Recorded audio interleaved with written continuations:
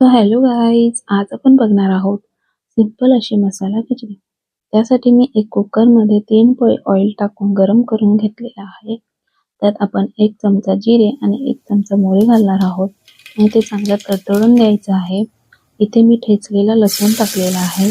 त्यानंतर आपण त्यात तेजपत्ता आणि कढीपत्ता घालून घेणार आहोत आणि मग एक मोठ्या आकाराचा बारीक चिरलेला कांदा आणि टोमॅटो घालणार आहोत. ते आपण थोडंसं शिजवायचं आहे, जास्त शिजवून नाही घेणार. त्यानंतर आपण त्यात 1 चमचा हळद आणि 2 चमचे लाल तिखट घातलेलं आहे. त्यानंतर इथे मी तांदूळ आणि तुरीची डाळ धुवून घेतलेली आहे, ते आपण त्यात घालणार आहोत. ते चांगलं मिक्स करून घ्यायचं आहे. त्यानंतर आपण यात आवश्यकतेनुसार असं पाणी घालणार आहोत आणि चवीपुरता मीठ टाकून घ्यायचं आहे. त्यानंतर आपण कुकरचं झाकण लावून 3 शिट्ट्या काढून घेणार आहोत. कुकर थंड झालं की ओपन करून बघायचं खिचडी शिजलेली आहे की नाही. इथे आपली खिचडी चांगल्या प्रकारे शिजलेली आहे आणि रेडी झालेली आहे. रेसिपी एकदम सिंपल आणि साधी आहे. आवडल्यास नक्की लाईक, शेअर आणि सबस्क्राईब करा.